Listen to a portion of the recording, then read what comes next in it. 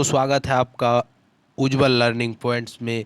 तो आज का टॉपिक है 2016 का प्रीवियस ईयर क्वेश्चन एक्सप्लेनेशन के साथ देख लेते हैं फटाफट।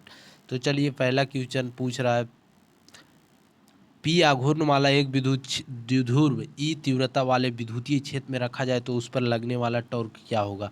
तो एक्सप्लेनेशन के साथ देख लेते हैं मेरे दोस्तों। ई क्षेत्र जो होता है, मतलब कि विद्युतीय क्षेत्र जो होता है, मैग्नेटिक फील्ड या फिर विद्युत क्षेत्र जो होता है, इस प्रकार से होता है। ई से निरूपित किया जाता है ई वेक्टर, और इस पर प्लस क्यू माइनस क्यू इस प्रकार से होता है। और निकालना है टॉर्क। तो टॉर्क का जो फॉर्मूला होता है मेरे दोस्तों, पी वेक्टर क्रॉस, याद रखिएगा क्रॉस होता है, डाउट नहीं होगा। तो ऑप्शन नंबर ए में दिया हुआ है, बिल्कुल राइट है। तो चलिए क्वेश्चन नंबर दूसरा क्यू, पहला क्लियर हो गया होगा। चलिए दूसरा, दिए गए चित्र में ए और बी के बीच तुल्य धारिता क्या होगी। तो आसान सा क्वेश्चन पूछ दिया मेरे दोस्तों। तो चलिए देख लेते हैं। 6 माइक्रोफैराडे श्रेणी में जुड़ा हुआ है, तो इसका फॉर्मूला होता है 1/c equal 1/c1 plus 1/c2। तो 1/6 प्लस 1/6 निकल कर आ जाएगा 2/6, मतलब 1/3, और c इक्विवेलेंट क्या हो जाएगा 3। तो 3 यहाँ पे इसका हो चुका है मेरे दोस्तों। 3 यहाँ पे 3 माइक्रोफैराडे हो चुका है। अब 6 माइक्रोफैराडे और 3 माइक्रोफैराडे दोनों समांतर में है। समांतर के लिए सूत्र होता है C = C1 + C2। तो आसानी से हो जाएगा।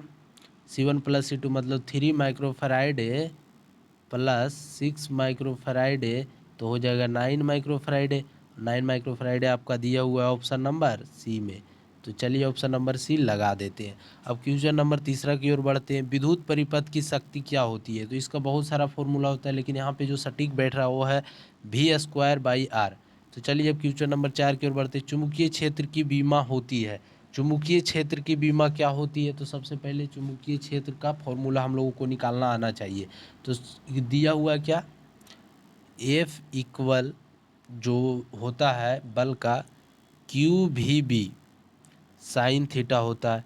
इससे हम लोग क्या निकाल लेंगे, B, मतलब कि चुंबकीय क्षेत्र निकल जाएगा। तो क्या हो जाएगा F/QV साइन थीटा। अगर साइन थीटा नहीं भी लिखते हैं तो बीमा में कोई प्रॉब्लम नहीं होता है।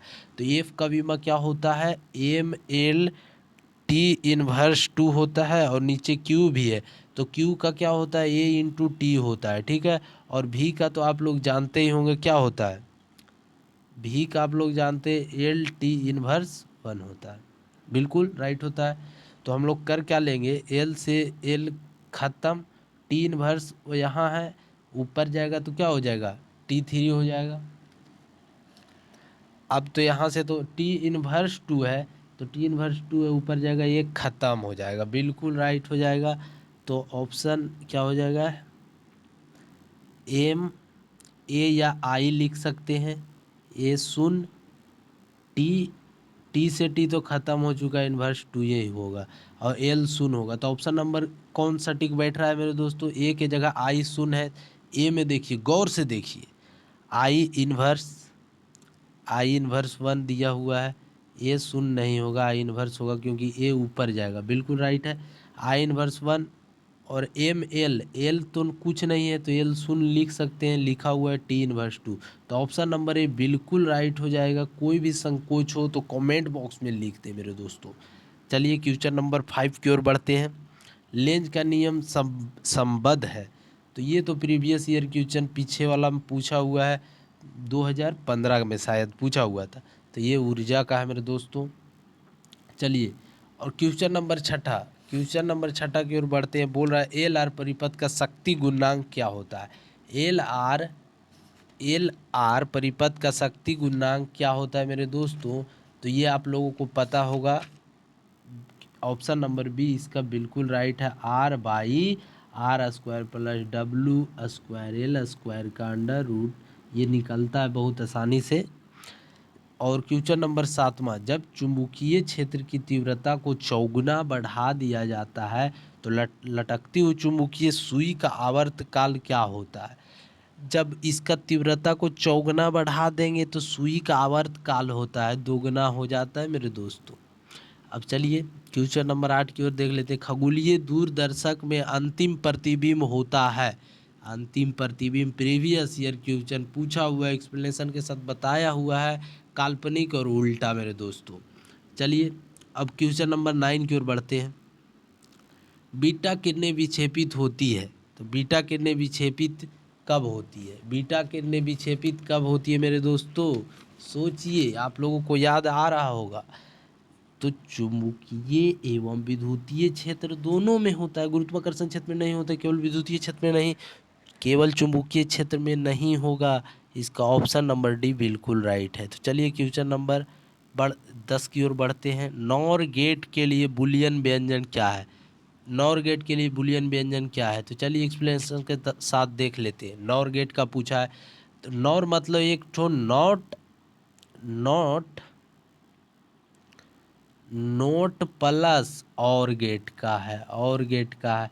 तो और का क्या होता है? ए प्लस बी, और नोट के लिए यहाँ पे डैश लग जाता है मेरे दोस्तों। तो ऑप्शन नंबर डी बिल्कुल राइट है। चलिए क्वेश्चन नंबर 11 की ओर बढ़ते हैं। 64 समरूप बूंदे जिनमें प्रत्येक की धारिता 5 माइक्रोफैराडे है मिलाकर एक बड़ा बूंद बनाते हैं, बड़े बूंद की धारिता क्या होगी? मेरे दोस्तों ये तीसरा बार पूछा हुआ है प्रीवियस ईयर क्वेश्चन, ये बार बार पूछा जा रहा है, तो इसको याद रखें। अंक चेंज करके दे सकता है, लेकिन इस बार अंक भी नहीं चेंज किया। तो इसका धारिता का जो फॉर्मूला होता है C equal N 2⁻⁴ capacitance note होता है।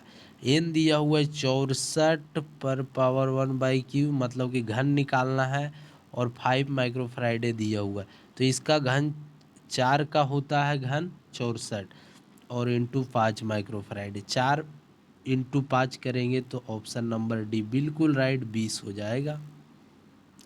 चलिए क्वेश्चन नंबर 12।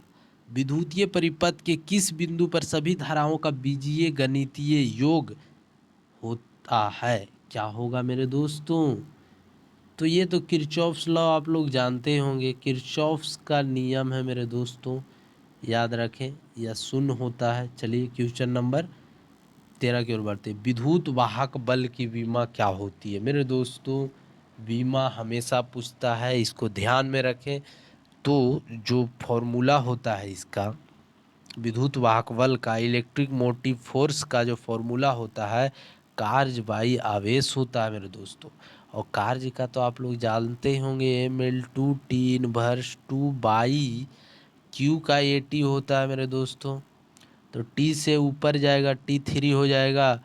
M ए के जगह पे I भी लिख सकते हैं, तो I इन्वर्स L2T−3 हो जाएगा। तो ऑप्शन नंबर किस में दिख रहा है मेरे दोस्तों? ऑप्शन नंबर डी में बिल्कुल राइट दिख रहा है, ऑप्शन नंबर में। चलिए तो विमा हमेशा निकालने के लिए आता है, याद रखिएगा। एम्पियर घंटा मात्रक है मेरे दोस्तों, एम्पियर धारा का है, एम्पियर किसका है? धारा का, और घंटा मिनट का है। तो या तो आवेश का होगा, क्योंकि आवेश का फॉर्मूला होता है A/T, क्यूब इक्वल A/T, मतलब कि I/T या A/T लिख सकते हैं, क्योंकि ए एम्पियर धारा और समय, तो धारा और समय दोनों दिया हुआ है। तो इसका क्या हो जाएगा मेरे दोस्तों? ऑप्शन नंबर 20 14 का। चलिए क्वेश्चन नंबर 15 की ओर बढ़ते हैं। प्रतिघात का मात्रक क्या होता है? तो प्रतिघात का ऐसा मात्रक, या प्रतिरोध का ऐसा मात्रक पूछ दे, रेजिस्टेंस का मात्रक पूछ दे, ओम होता है। चलिए क्वेश्चन नंबर 16 की ओर। जब प्रकाश की एक किरण ग्लास स्लैब में प्रवेश करती है तो इसका तरंग दैर्ध्य क्या होता है? तो इसका तरंग दैर्ध्य घटता है मेरे दोस्तों। ये भी तीसरा बार पूछ रहा है प्रीवियस ईयर से, घटता है। Question number 17। जब किसी एमीटर को शंट किया जाता है तो इसकी माप सीमा, शंट किया जाता है तो इसकी माप सीमा क्या होता है? इसकी माप सीमा क्या होता है मेरे दोस्तों? जल्द से जल्द बताइए। तो इतना पता होना चाहिए यार, बढ़ती है। तो चलिए क्वेश्चन नंबर 18 की ओर बढ़ते हैं। 100 प्रेरकत्व का एसआई मात्रक क्या होता है? प्रेरक का एसआई मात्रक हेनरी होता है, तो 100 प्रेरक सेल्फ इंडक्टेंस का क्या होगा? हेनरी ही होगा मेरे दोस्तों।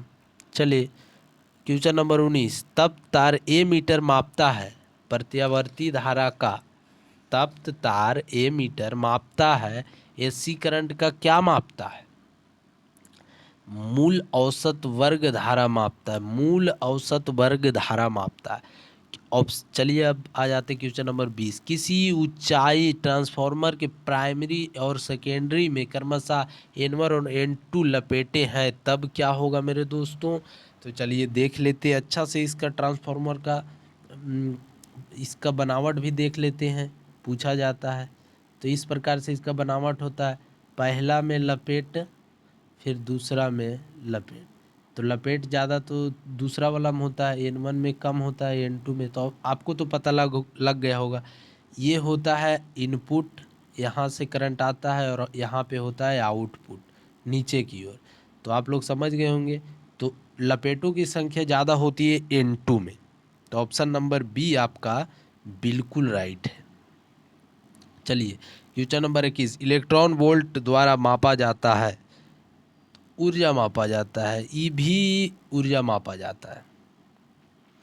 डायनेमो का कार्य सिद्धांत आधारित है, डायनेमो का जो कार्य सिद्धांत आधारित है उसका याद रखिएगा मेरे दोस्तों। डायनेमो का जो कार्य सिद्धांत आधारित, डायनेमो का जो कार्य सिद्धांत आधारित है वो है विद्युत चुम्बकीय प्रेरण पर, विद्युत चुम्बकीय प्रेरण पर।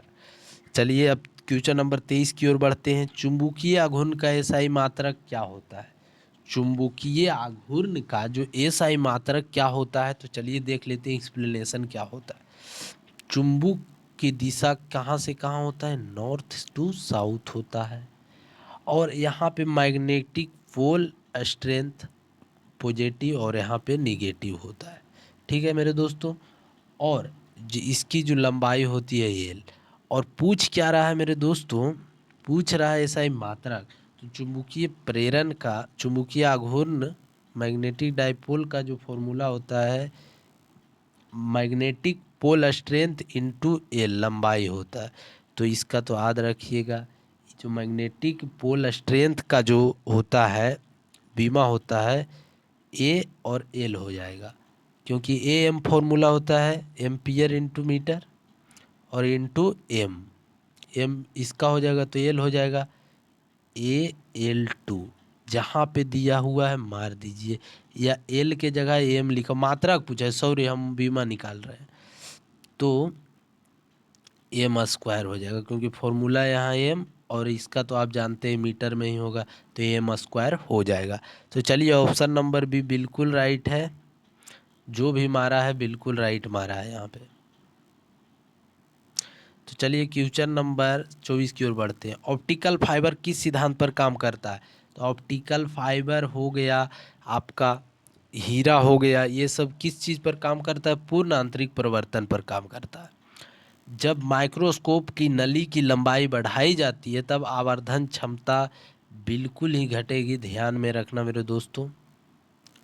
और यहाँ पे पूछ रहा है 26 में, तरंग दैर्ध्य वाले फोटोन की ऊर्जा क्या है? लेमडा तरंग दैर्ध्य वाले फोटोन की ऊर्जा क्या है? तो इसका ऊर्जा यही होगा मेरे दोस्तों। इसका 2-3 फॉर्मूला होता है, तो जो इस पर सटीक बैठता है वो फॉर्मूला देख लेते हैं। एनर्जी इक्वल होता है Hc/, लेमडा, जो कि यहाँ पे दिया हुआ है। ठीक है। और एक फॉर्मूला अगर फ्रीक्वेंसी दिया हुआ है, फ्रीक्वेंसी बेस क्वेश्चन है, तो इसका होता है EH न्यू। समझ गए होंगे। तो चलिए ऑप्शन नंबर 20 का बिल्कुल राइट है। क्वेश्चन नंबर आगे की ओर बढ़ते 27, निम्न में किसे महत्तम वेधन क्षमता है? किसमें? तो यार गामा किरणें में है मेरे दोस्तों। पी टाइप के अर्धचालक में मुख्य धारा वाहक होता है। तो पी टाइप मतलब कि पॉजिटिव टाइप, पॉजिटिव होल। अगर एन टाइप पूछ देता, एन टाइप आपसे पूछ देता, एन टाइप, तो आपका जवाब होना चाहिए इलेक्ट्रॉन। चलिए तो ऑप्शन नंबर बी बिल्कुल राइट है। तो 2016 का प्रीवियस ईयर क्वेश्चन पूरी तरह से ख़त्म हो चुका है मेरे दोस्तों, ऑब्जेक्टिव। तो कैसा लगा एक्सप्लेनेशन के साथ वीडियो? अच्छा लगा होगा तो चैनल को सब्सक्राइब कर ले, और लाइक वाला बटन है उसको दबा दे मेरे दोस्तों। तो चलिए मिलते हैं, अगला वीडियो 2017 का प्रीवियस ईयर क्वेश्चन कल लेकर आएंगे। तो चलिए दोस्तों, thank you for all because last तक बने रहने के लिए। तो चलिए दोस्तों, मिलते हैं नेक्स्ट वीडियो में।